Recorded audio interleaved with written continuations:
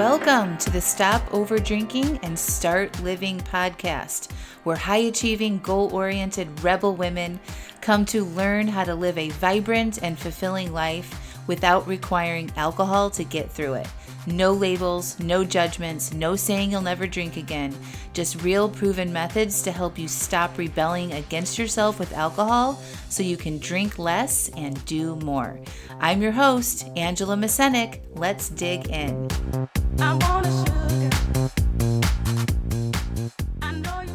Welcome to episode 240. Only people who overdrink think this. Well, hello. Welcome back to the podcast. I'm sure if you're on my email list or following me on the socials, you will see that I am bringing back the wildly popular and successful mini course called Say Yes to Drinking Less. I am very excited about this. It's super fun. It's an easy thing to say yes to for yourself. And if you don't know about it yet, I'll tell you real quick. So next week, Monday, August 21st, the 22nd, and 23rd, I'm doing 3 live 1-hour coaching calls for people who sign up to say yes to drinking less. The link to do that is in the show notes. But 3 days back to back, 1-hour live coaching calls where you come and you volunteer to get coached on anything to do with overdrinking. It can be shame you have about overdrinking. It can be your difficulties in social situations. It can be difficulties while traveling. It can be difficulties with your partner at the end of the day. Binge drinking on the weekends. Drinking from difficult emotions. Like literally any topic under the umbrella of overdrinking, I'm going to coach you on it. And I'm going to get to as many people as possible in those 3 sessions. And they're all going to be recorded and uploaded into a private member portal where you can go back and watch them on replay. We have also created worksheets that you can use to accompany these coaching calls to take notes. Whether you're getting coached or you're watching somebody get coached, these worksheets are super valuable for you to keep on track and track with the coaching call that you're observing or getting coached on. In addition, that's the most valuable part of the Say Yes to Drinking Less is this these coaching sessions that I'm going to be doing for $25. Like, I don't offer coaching for that price except for this offer. So if you want to get coached by me, you should sign up for Saying Yes to Drinking Less. Also included in that is a mini course where there's 4 tutorial videos that cover how to handle urges, how to handle social situations, what to do if you overdrink, why we overdrink. And you will have all of it, the tutorial videos and access to those coaching call replays for 3 months. So it's a mini course with live coaching that you can access on demand after it's all over for $25. And it's an absolutely no-brainer. And if you can afford to buy a bottle of wine, you can afford to buy this course. Okay? So don't tell yourself you can't afford it. If you can afford to drink, you can afford to buy this course. And if you have been struggling with overdrinking, like I'm hearing from a lot of you that you need help getting back after this summer, this was an interesting season. This is like one of the first summers and seasons that everything is back and open up since COVID, right? It's been 3 years. It feels to me like things are getting back to normal, right? And people are, going out and socializing for the first time on a regular basis and traveling for the first time and, just getting out there more and being out in the world. And they're finding that some of their drinking has increased around this, that it's harder to not drink in social situations or stick to their planned amount. And so I want to give you guys this gift of a low-cost course to help you get back on track to the relationship with alcohol that you want to have. So it's absolutely no-brainer, no risk, $25. You get access to it all for 3 months. You can come get coaching with me. Come feel like you're not alone. Resonate with other people's coaching. It's super, super valuable. So if you want to not keep over drinking, this is the course for you right now. Okay? So the link to do that is angelamascenik.com/say-yes. That's angelamascenik.com/say-yes. and I will link that up here in the show notes. Okay? But I really want to talk to you today is what I hear from a lot of you who are wanting to change your relationship with alcohol, but your mind throws up a lot of objections. And so these are some things that I have noted and kept track of, and I used to think them too, that our mind likes to tell us about why this is going to be hard, why this pursuit to drinking less might be challenging. And here they are. What if I'm boring if I don't overdrink? I don't want to be boring. I don't want people to think I'm not interesting. I'm scared that I won't be interesting anymore. Okay? Only people who overdrink think that way. People who don't overdrink don't have those thoughts about alcohol. Okay?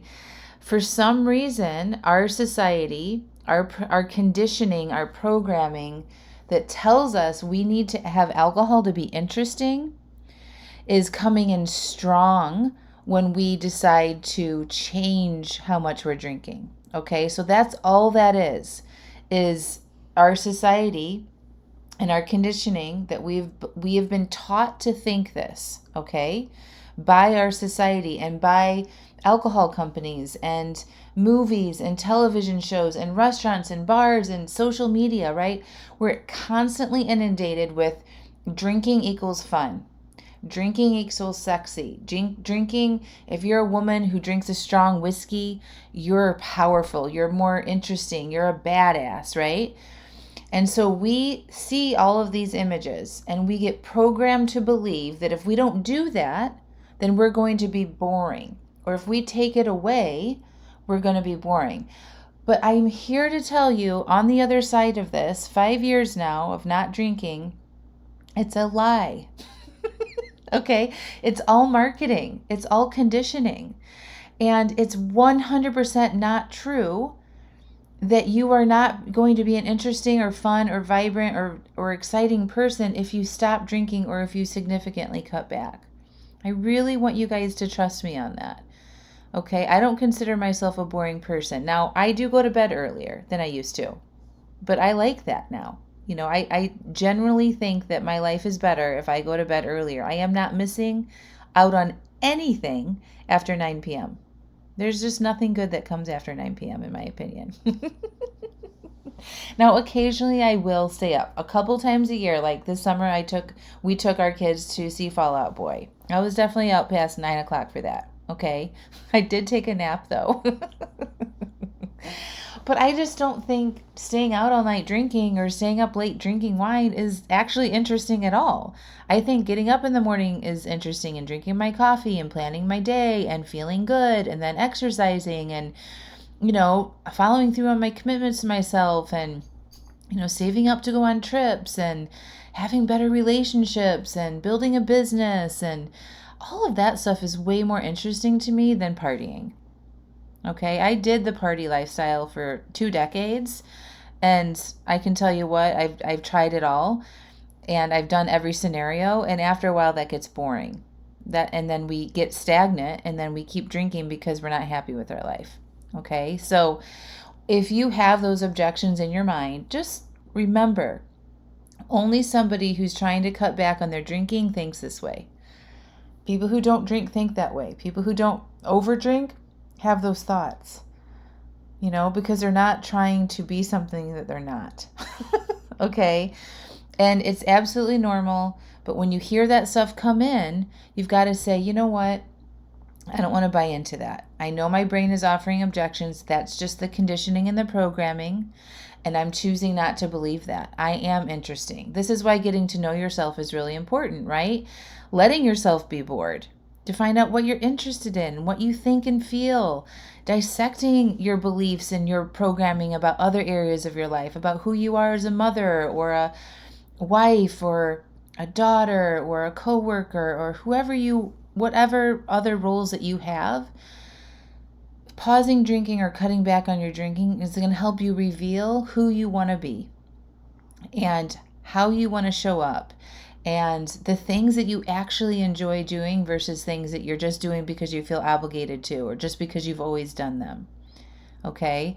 And when you do this work, you discover more about yourself And I promise you, you're a lot more interesting than you're giving yourself credit without the alcohol. You don't need alcohol to be an interesting, lovable, valuable person in this world. You need to let yourself discover that about yourself. And yes, that process can be uncomfortable, but it's also quite fascinating and fun to get back to knowing what is right for you and what you enjoy doing.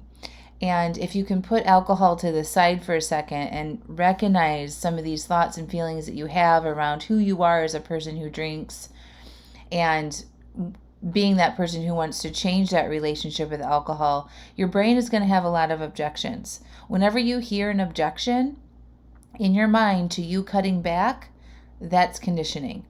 Okay? There should be no objections. There's absolutely only benefits for people to cut back on their alcohol. I promise you, you will have more friendships on the other side of that, deeper connections with people. You'll give yourself an opportunity to go explore, go out and try new things, have more fun, be way more interesting. The idea that you're going to lose your friends, nobody's going to like you and love you anymore, you're not going to know what you're going to do with yourself, what if people judge you, that's all conditioning. Okay, so any negative thought you have about changing your relationship with alcohol, I promise I would almost bet money that the opposite is actually true.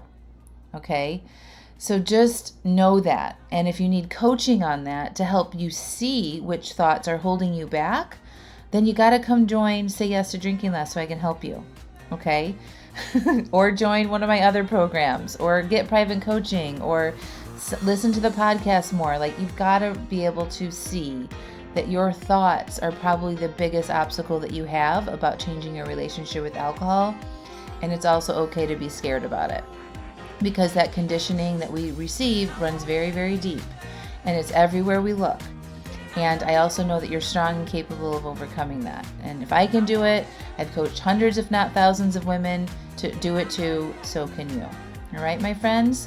So remember this, only people who overdrink think that way. All right? People who don't have any sort of alcohol issue don't have those thoughts, and they are fun. Okay? They're interesting, and you can be one of them. All right? All right. Say Yes to Drinking Less, AngelaMascenik.com/say-yes. And I'll see you in the program next week. Bye for now.